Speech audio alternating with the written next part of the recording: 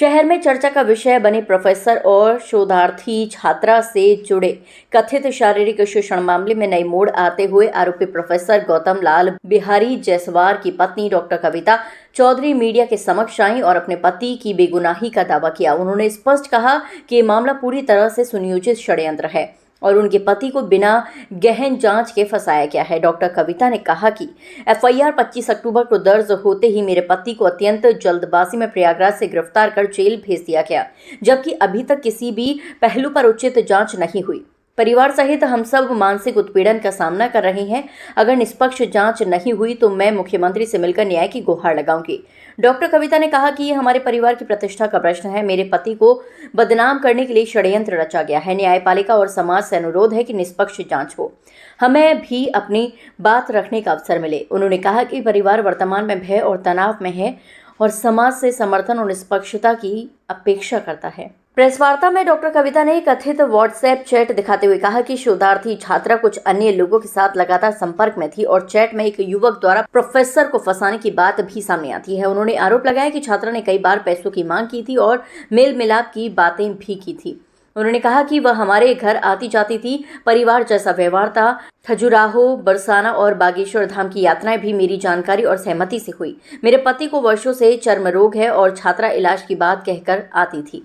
Doctor कविता ने बताया कि प्रोफेसर जायसवाल प्रतिष्ठित शिक्षाविद हैं और कुछ माह पूर्व राज्यपाल द्वारा बेस्ट टीचर इन रिसर्च सम्मान से सम्मानित हुए हैं। इस मौके पर उनके अधिवक्ता सुरेश चंद्र सोनी एडवोकेट ने भी मामले पर प्रकाश डाला और कानूनी नजरिए से तथ्यों का विश्लेषण किया।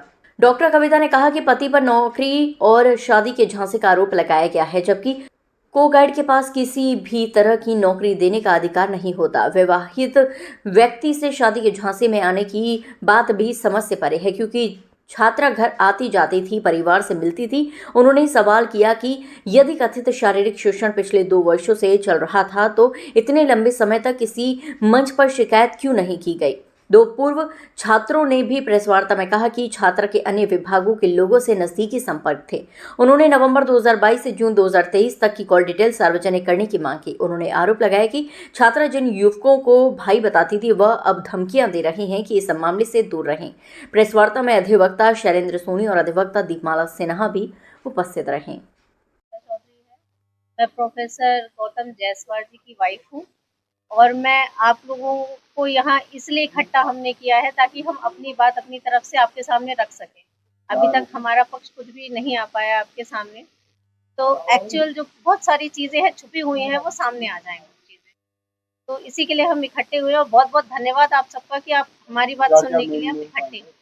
जी, मेन पॉइंट ये है कि मेरे पति केमिस्ट्री के प्रोफेसर हैं और वो लड़की जो है बॉटनी की स्टूडेंट थी और उसके गाइड ने उसको मेरे हस्बैंड के पास पीएचडी का कुछ वर्क केमिस्ट्री का था जो उसको करने के लिए रेफर किया था। इसके लिए वो यहाँ आई थी और उसका काम पिछले 2 साल से चल रहा था जो 6-7 महीने पहले खत्म हो चुका है यहाँ से, जबकि उसने आरोप लगाया है कि ये मेरा काम कह रहे हैं पूरा नहीं होने दूंगा, धमका रहे हैं। दूसरी चीज़ कि मेरे हस्बैंड को स्किन सोराइसिस है, पिछले लगभग 10-12 साल हो गए होंगे, सीवियर है वो। इसके और काफ़ी इलाज कराया है, मेडिकल, आयुर्वेदिक, एलोपैथिक हर तरह का इलाज करा के वो बहुत परेशान हो चुके हैं। तो लड़की वो इतनी विश्वासी हो गई थी उनके कि उसने बोला सर आप वहाँ जाएँगे, ये खजुराहो बागेश्वर धाम जाएँगे, वहाँ बाबा से मिलेंगे, तो हो सकता है आपकी सोराइसिस ठीक हो जाए। फिर वो बरसाने लेके गई कुछ टाइम बाद उनको कि सर आप यहाँ राधा कुंड में स्नान करेंगे तो आपका सोराइसिस पे इफ़ेक्ट पड़ेगा, आप ठीक हो जाएँगे। वो उसके बातों में आकर या कहीं इमोशनल फूल बनाकर वो अपने साथ लेके गई और फिर उसकी ही बेस पे उनको धमकी देने लगी कि मैं आपको ब्लैकमेल कर रही हूँ कि मुझे पैसे दीजिए, नहीं तो मैं आपको बर्बाद कर दूँगी। और उसके पीछे बहुत सारे पॉलिटिकल भी लोग शायद जुड़े हुए हैं जो उसको सपोर्ट कर रहे हैं।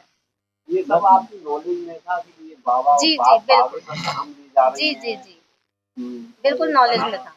मेरे नॉलेज में थी ये सारी चीज़ें। ये सब जी। आपकी नॉलेज में, तो जी। आपने कोई ऑब्जेक्शन नहीं, कोई किया? हमें विश्वास था, वो मेरे घर आती-जाती थी, मिलना-जुलना था और मैं डिपार्टमेंट भी अक्सर जाया करती थी।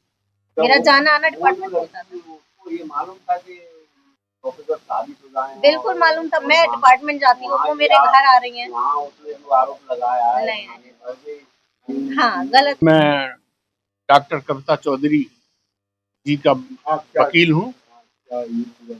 ये पूरा मामला फर्जी है। ये FIR ही नहीं होनी चाहिए थी।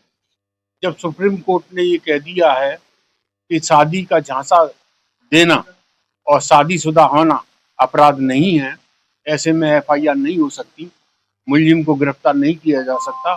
लेकिन पुलिस ने साजिशन लोगों की बातों में आकर के और पॉलिटिकल प्रेशर में आकर के जो है प्रोफेसर को जो है गिरफ्तार किया है।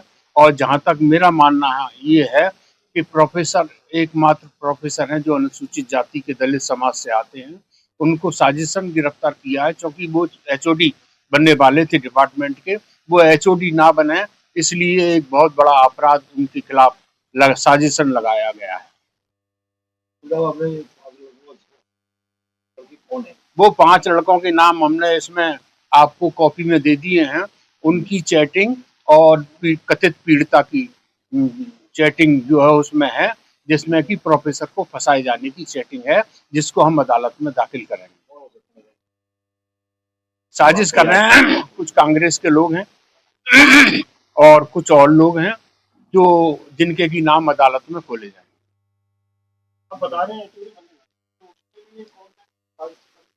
वो कांग्रेस के नेता हैं कुछ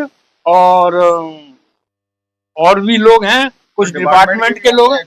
हाँ, डिपार्टमेंट के भी लोग हैं, लेकिन उनका नाम क्योंकि साक्ष्य नहीं है इसलिए उनका नाम लेना उचित नहीं है।